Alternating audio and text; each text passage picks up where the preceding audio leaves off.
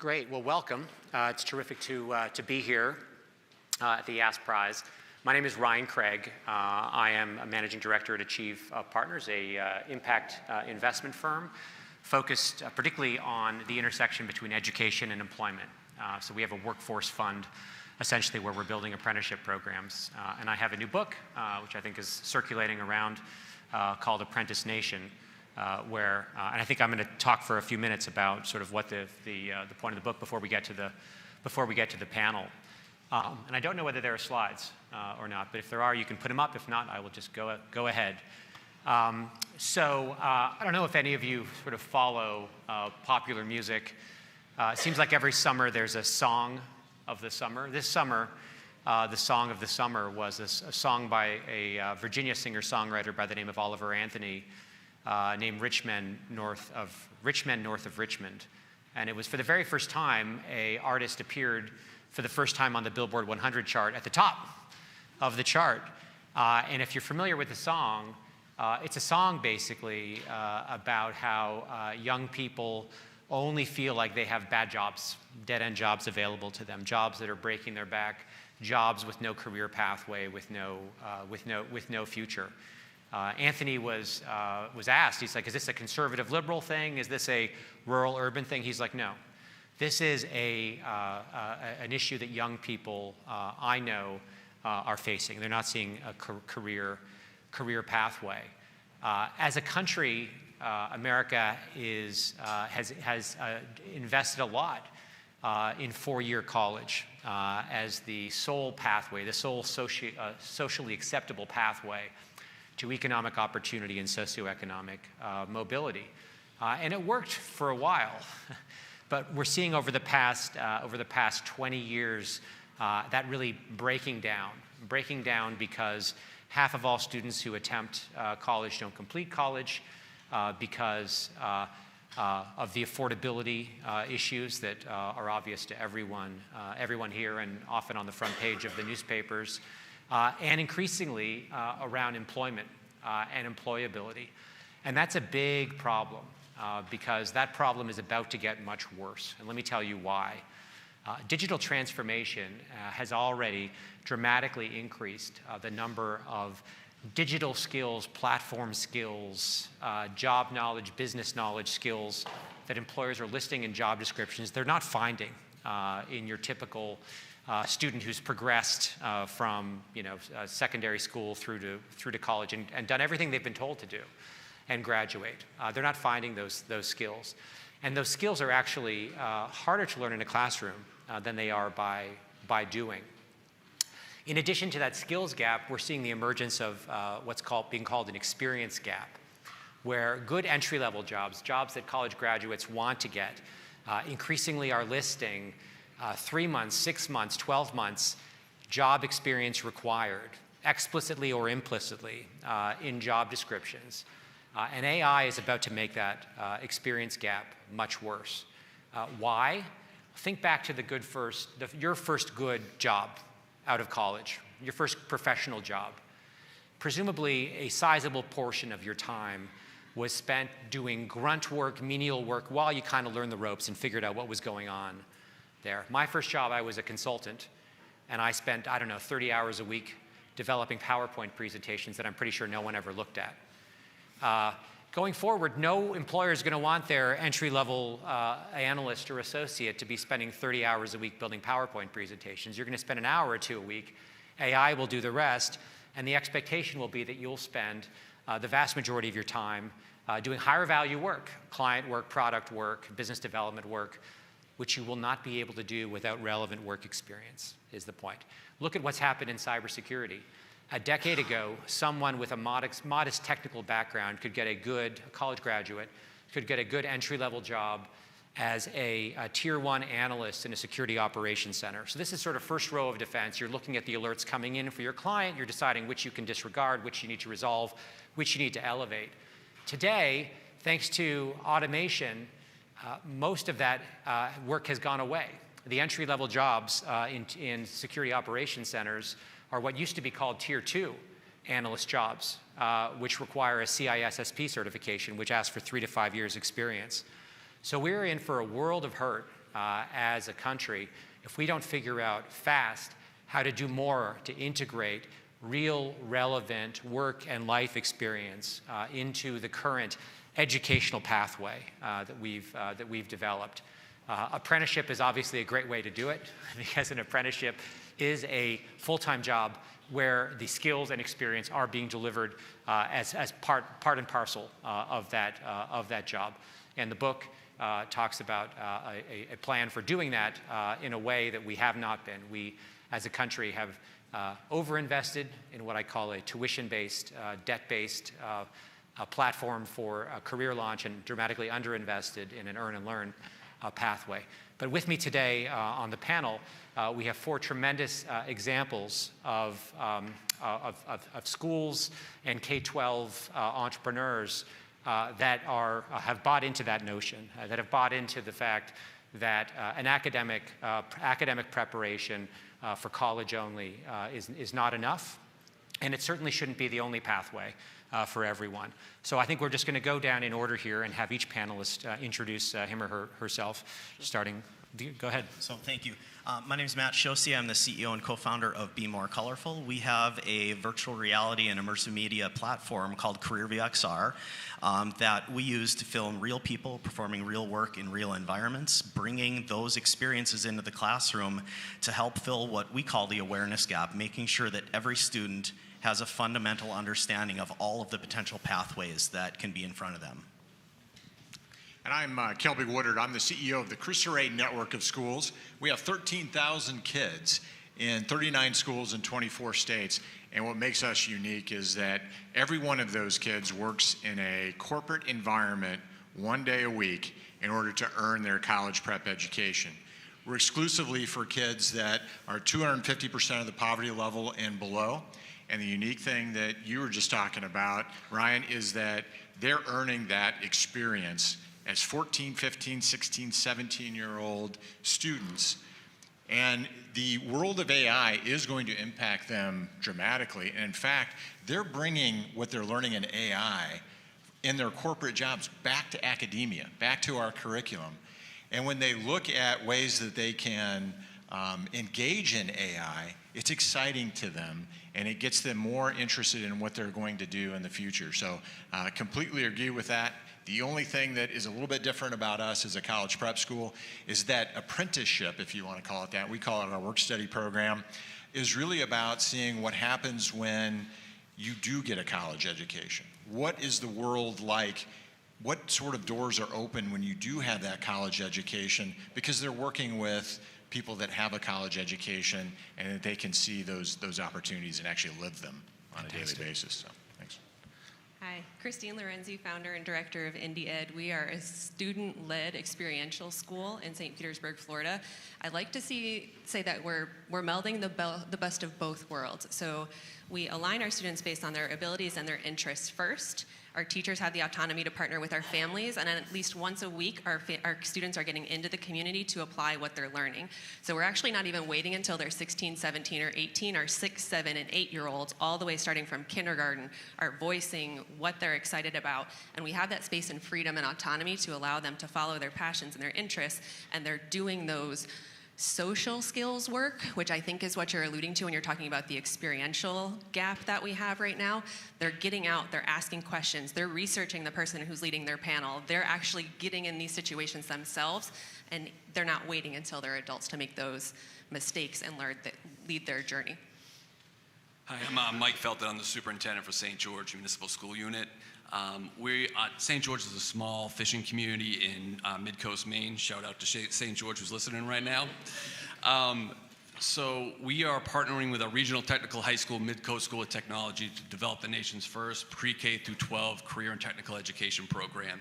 And for us, career technical education, or CTE, is hands-on, minds-on technical learning that's connected to career and community.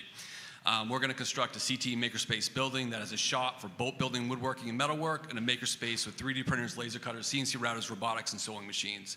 And by bringing together the newer technologies with traditional technologies and trades, we think that's where some of the synergy and magic is going to happen. I think one question I get a lot is why elementary schools? And my number one reason is you can't wait. we start losing kids in 3rd through 5th grade. And the quick story that I'll tell that sort of illustrated this for me, and it's sort of been driving me on this project for the past 2+ years and driving our community, is I got a call 4 years ago from a parent, and she says, Mike, I can't get my 5th grader out of bed. I can't get him out. And I looked, and he had a great teacher, small class, 15 kids, pretty innovative curriculum. So I talked to his mother for a while, and she said, Mike, he doesn't enjoy school, but when he comes home, he's working on his snowmobile, on his lawnmower, on his four-wheeler. He's taking the engine apart, he's putting it back together. And we were completely missing that skill in our school. So we connected him with our with our makerspace director. And the first thing he did was he 3D printed the parts for a V8 engine and assembled it. Then the teacher asked, well, if you could do anything, what do you want to do? And he said, I want to build an automatic cat feeder, which was not what we had anticipated. So he 3D printed the hopper. He programmed a little Arduino chip, so when the cat touched a certain point, the door would open and the cat food would come out. Now he finished it. He uses it for himself for Skittles. It never got to the cat. But I talked to his mom at the end of the year, and she said, Mike, I was talking to my older son, his older brother, and she asked him what he wanted to do. He said, well, I want to go to Midco School of Technology and become a diesel mechanic. And she talked to the 5th grader. She said, what do you want to do? And he paused. He said, I want to be an engineer. And he walked up the stairs. Now, that was a kid who, by the end of 5th grade, would have not liked school, would have not thought highly of himself. We would have battled him every day. And by the end of that year, he wanted to be an engineer. That's the metric we're looking for. That's fantastic. I mean, just to put a point on why these 4 semifinalists are so important.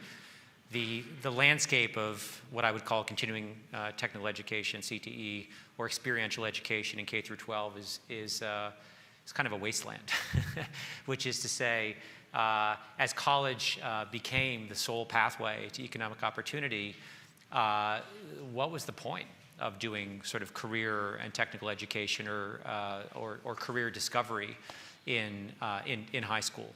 Right? Because what are you asking them to prepare for? They're going to go on to 4-year college anyway. For the most part, that's the only pathway. I'd just like to just go down, starting with Matt. What's your assessment of sort of the landscape of sort of continuing in technical education for the other 99% who aren't benefiting from your programs today? Well, I think from our standpoint, the landscape is a fundamental lack of awareness, not just on the student side, but on with teachers, with career counselors, being able to understand what these careers actually are and how to align a student's interests with a certain industry or within a certain role within a certain industry.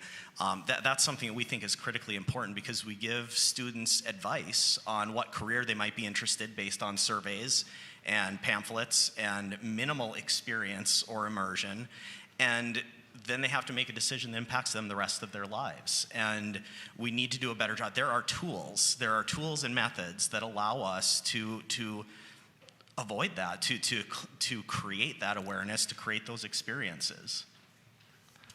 Yeah, I think in one word, it's access, right? And one of the things that we find when our kids are in these corporate environments, they create their own access, their own connectivity. I was at an event with some of our alums in Dallas on Monday night, and in walks an alum who graduated in 2019, then went on a full ride scholarship to Notre Dame, graduated from Notre Dame, was coming back, already had a position with one of the employers he had worked at before, was talking to the board chair, who also happens to be the managing partner at PwC, and he says, my younger brother is graduating from college next year and wants to be an accountant. And he said, not only do I want to learn who that is, but also the managing partner from Deloitte is walking in the room in a minute, and I want to introduce you to her as well. And that connectivity happens because our students are earning that through access, right? And I recently, as in this morning, read an article from the New York Times that I wish Forbes had written because it would have been better. The title of this article was about cheating, and it buried the headline. The cheating aspect was 60 to 70% of high school students cheat, admit to cheating, and that's been something they've done. That's a pretty consistent number for the last decade that they've done this. The headline, though, that was buried was access to GPT, to Chat GPT. And this number should scare the heck out of all of us. If you live in a family that makes $75,000 or more, 60% of those kids have direct access and have used it within the last 24 hours. If you live in a family making less than $30,000, that number is 24%. So if you don't have access to AI, to ChatGPT, or access to what you can dream to be, it's not just what you see on TV or the heroes you may see in your own neighborhoods. You need to have access to see what else is out there for you. And I think, in one word, it's access. That's great.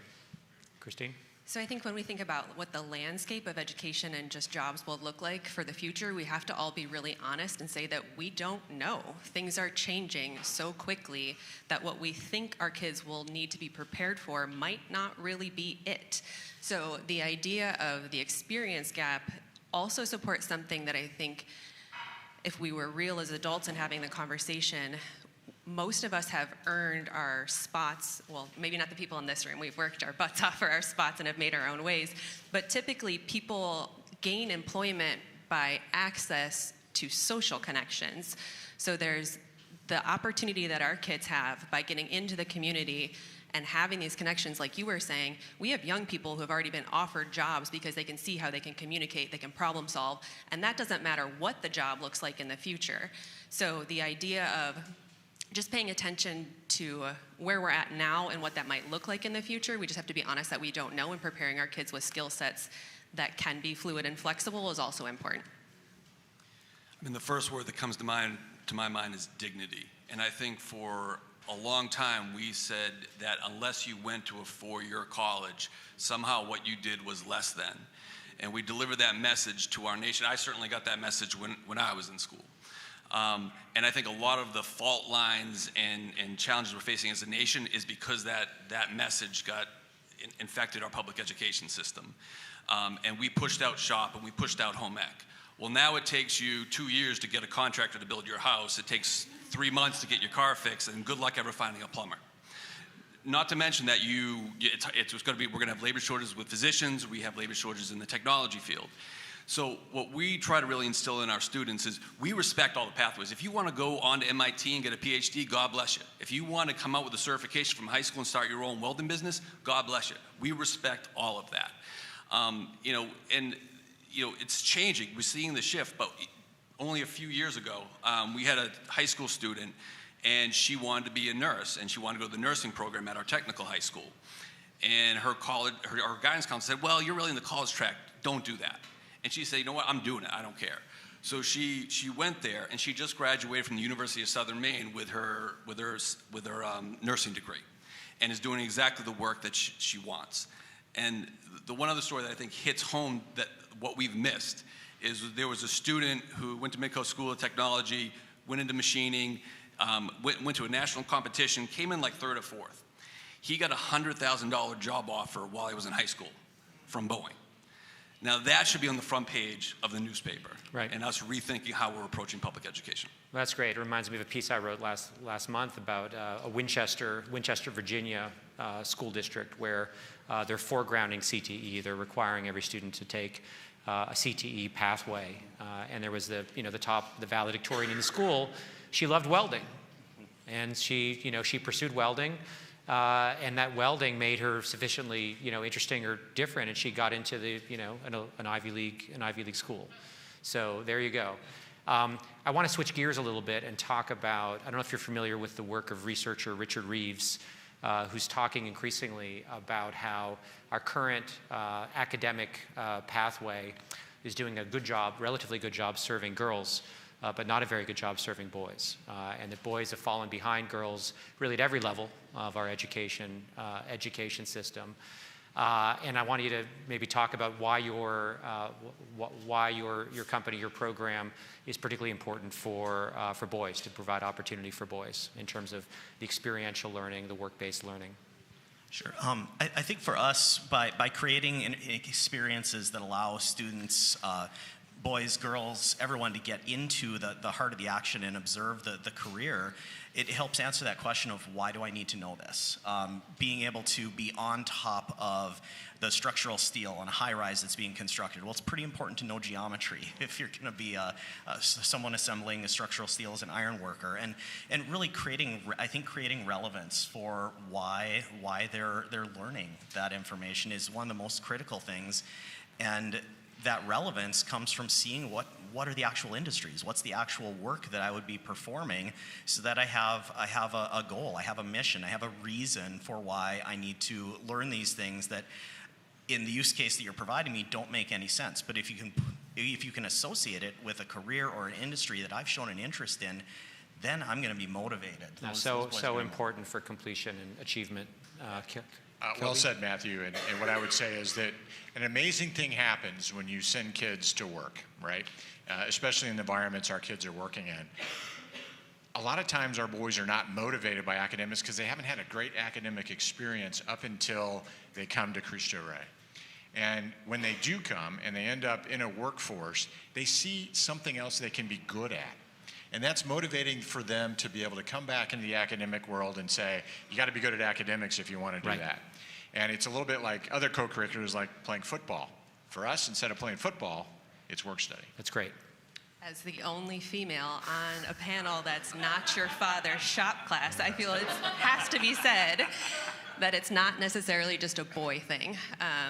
Gender is irrelevant when it comes to providing relevancy to what you're doing to young people. So male, female, non-binary, whatever label you want to put on it, our kids just need to be inspired to learn and to be motivated, and meeting them where they are, seeing them as real people and giving them real relevant work tasks to accomplish is how you do that.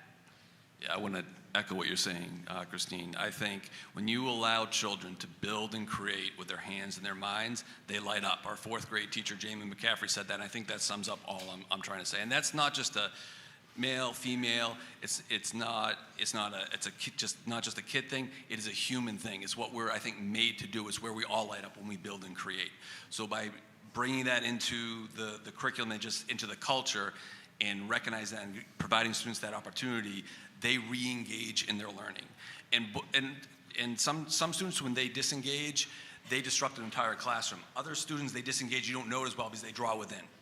And so we got to be careful that we see the ones that are maybe acting out, but not the ones that are withdrawing in. By re-engaging them all students are going to benefit. Well, I want to congratulate Mike, Matt, Kelby, and Christine on being leaders in this much-needed CTE experiential education revolution. Thank you. Thank you.